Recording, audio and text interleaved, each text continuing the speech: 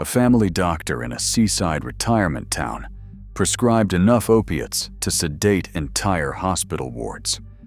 Over 3 decades, 163 of his patients died under suspicious circumstances, and 132 of them had already put his name in their wills. When Scotland Yard finally built a case, they chose 1 death out of 163. The jury needed 44 minutes. Not guilty. Every other case was quietly shelved, and he went back to seeing patients the following year. Trust is a strange currency. It compounds silently, and by the time anyone thinks to audit the balance, the account has already been emptied. Dr. John Bodkin Adams arrived in Eastbourne in 1922, a young Irish-born physician with modest credentials and an unremarkable resume.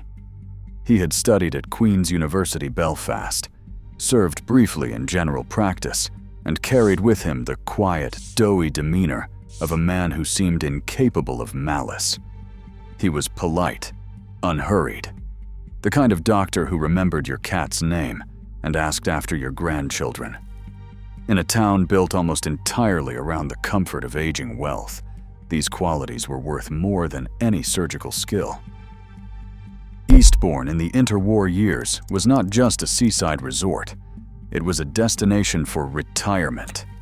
Wealthy widows, former military officers, and aging professionals from London's upper middle class came for the sea air, the white chalk cliffs, the gentle rhythm of a life winding down. And they needed doctors, attentive ones, doctors willing to make house calls at odd hours, to sit at bedsides, and to manage the slow indignities of age with patience and morphine. Adams filled that role perfectly. His practice grew steadily through the 1930s and 40s. He became a fixture of the community, attending church, socializing with his patients, building relationships that blurred the line between medical care and personal companionship. His elderly patients adored him. Many had no close family. Some had no family at all.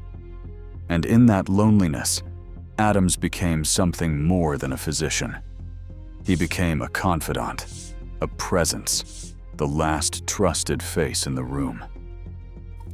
But beneath the bedside manner, a pattern was taking shape. Patients died. That was expected. They were old, often frail, frequently terminally ill.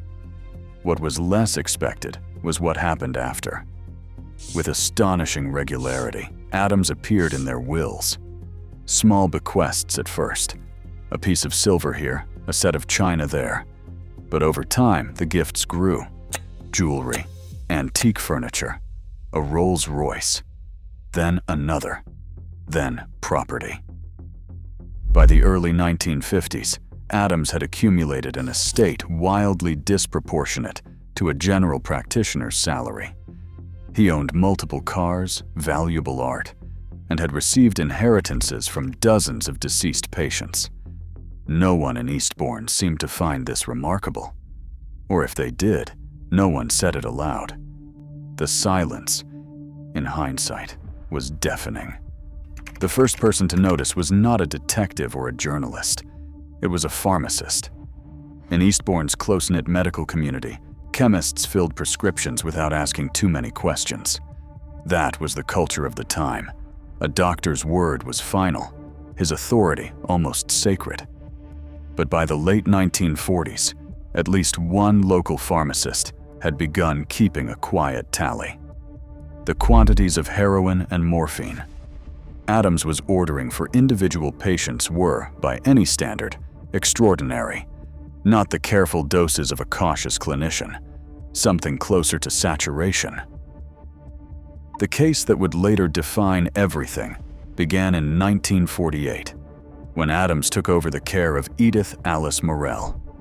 She was a widow in her 80s, wealthy, partially paralyzed from a stroke, and entirely dependent on those around her.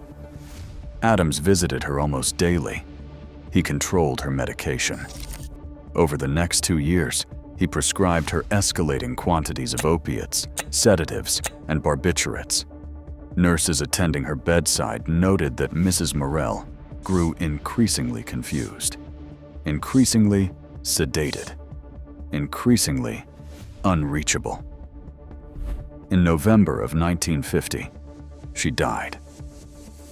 Her will, amended not long before her death, included Adams among the beneficiaries. He received a chest of silver and a Rolls-Royce. It could have ended there. It almost did. 6 years passed. Then came Gertrude Hullett, another wealthy widow, another patient under Adams's exclusive care. In the summer of 1956, Mrs. Hullett fell into a coma after what investigators later believed was a massive overdose of barbiturates.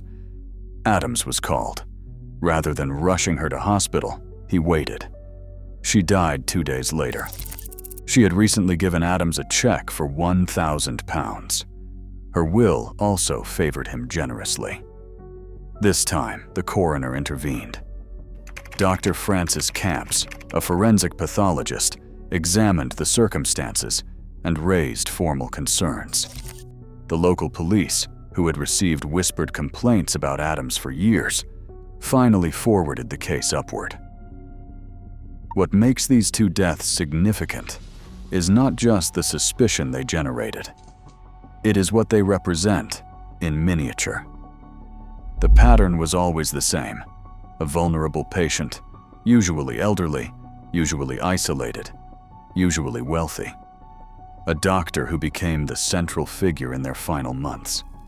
Prescriptions escalated beyond medical necessity, and a will quietly redirected assets toward the man holding the syringe.